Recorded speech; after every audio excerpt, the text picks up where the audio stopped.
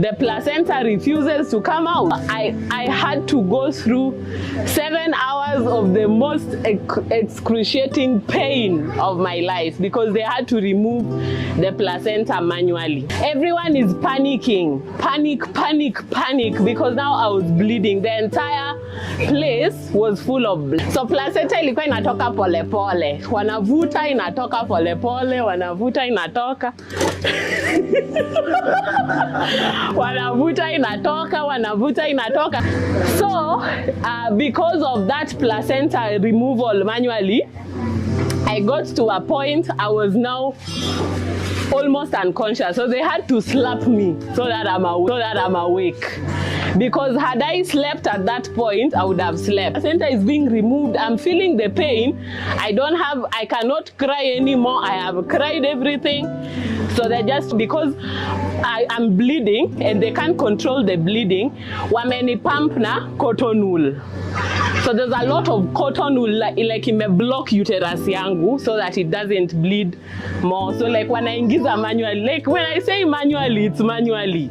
So when I ingiza so that they pack your uterus. So I was packed. So I went to the recovery room. So they told me they'll come back at 6 to remove the cotton wool. And by that time, they thought that it would have stopped the bleeding.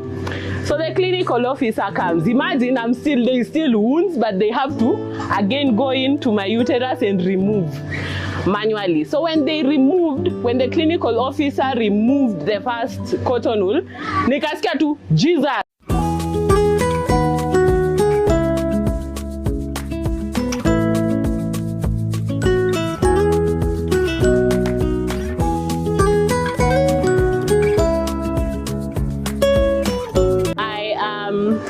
Excited to be celebrating Mali's 3rd birthday. Mali's birth was a miracle. I keep on saying all the time. I remember I went for a scan at almost 44 weeks because she was overdue. And the baby was okay. Everything was fine. And then I had planned to go and give birth to her at a birthing center. And so I went. And I thought everything was okay. It was after service, I led intercessory, and then I was leading intercessory and I was in labor. How many of you remember? Maureen remembers, Miriam remembers, Ariela, you remember? I was leading intercessory while I was in labor. I led, I finished, we finished church, I went home. Nikaka, as usual, I always don't go to the hospital early when I'm giving birth to all my children. Nikaka, the dad was not around. Nikamwambia tu, now I'm going to the hospital, it's time. It was 6 p.m. When I got to the hospital, I was supposed to give birth in a pool. That's why I was going to a birthing center. And then I got there and they said that I couldn't give birth in the pool because I hadn't given them enough time to inflate it. So the pool hadn't been inflated. I was very disappointed, but God was in the details. So I go into the labor room.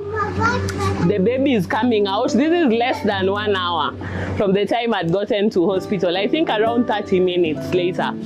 The baby is coming with a cord around the neck. So this baby, had I given birth to her in a pool, she would have died. Because what the cord does, it strangles the baby. So I just had panic. The baby is coming, but the cord is around the neck. So they had to remove the cord. Because when you're giving birth in a pool, it's like you are in a squatting position. So the visual is not that great. So that is where I saw the first miracle.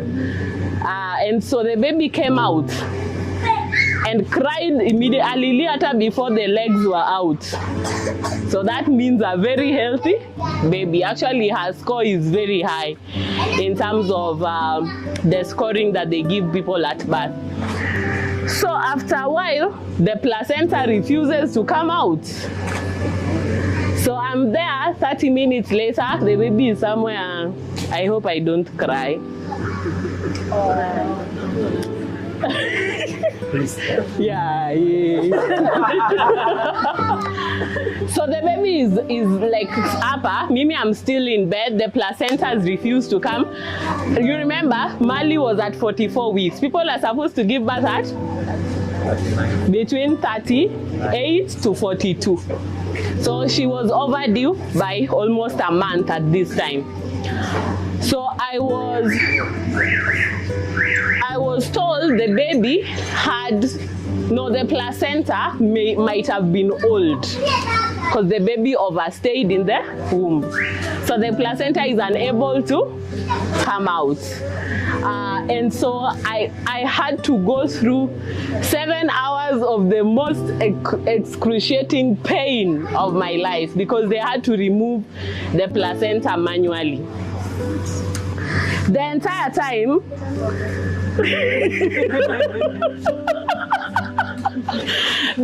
time, Mali is calm. Maureen was with Mali. Mali is calm. Everyone is panicking. Panic, because now I was bleeding. The entire place was full of blood. And she didn't cry. She has not breastfed. It's almost 7 hours after I delivered. I have still not left the delivery room. So placenta ilikuwa inatoka pole pole. Wanavuta inatoka pole pole, wanavuta inatoka. Wanavuta inatoka. So inanyosre uko ndani. So it's not haitoki full.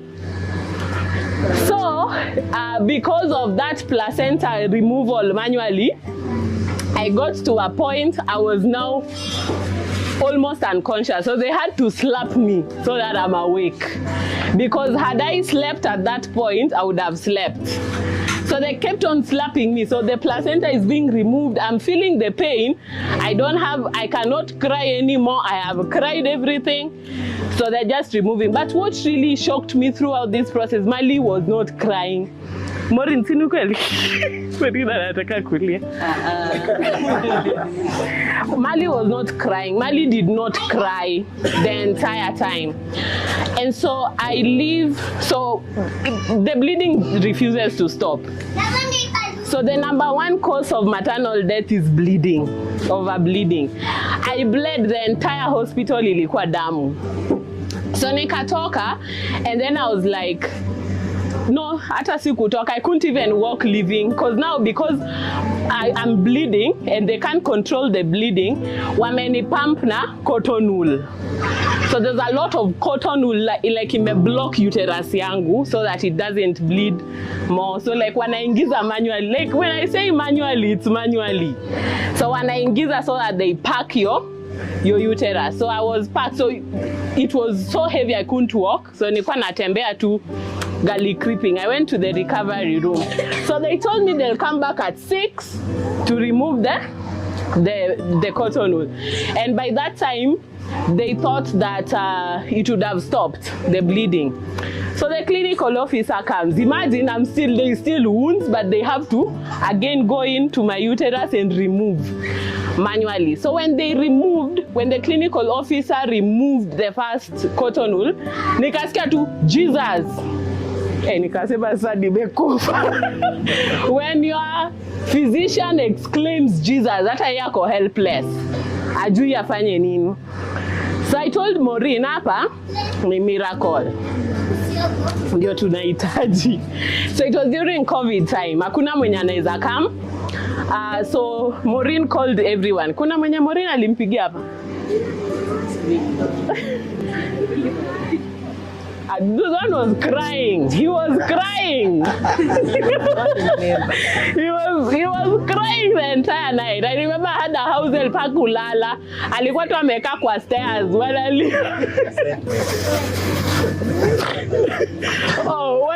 Alitumia message. So people were praying. So everyone woke up. It was around 6 a.m. 3 a.m. 3:30. So 3:30, Maureen is calling everyone, amka omba. So my parents wakaanza kutoka. So they defied curfew. Wanakuja. Pastor was already in the alikuwa anakuja.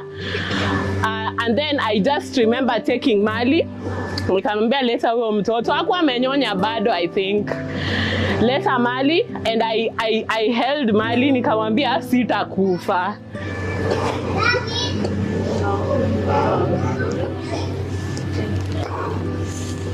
I told her I will not die. I remember nilimhold nikamwambia I will raise you myself.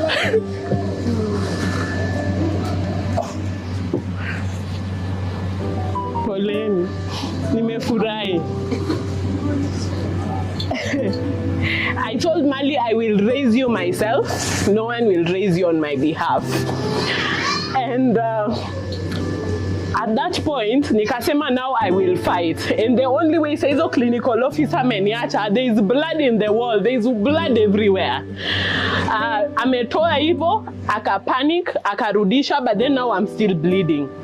So akaniambia, no, akatoka akasema anapigia gynecologist, I think. So akatoka tu yeye akaenda. So I started praying. Nikasema I will not die. I will not die. So I remember I kept on saying I will not die, I will not die, because even here alikuwa anasema the amount of blood that I had lost, it was a miracle that I was still there. And then the blood stopped. They didn't come back, the blood just stopped. So when alikuja, the gynecologist didn't even come, but the blood just stopped.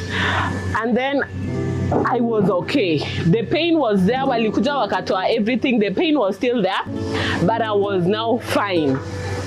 And I was able to breastfeed Mali, and she was the calmest baby I have ever seen.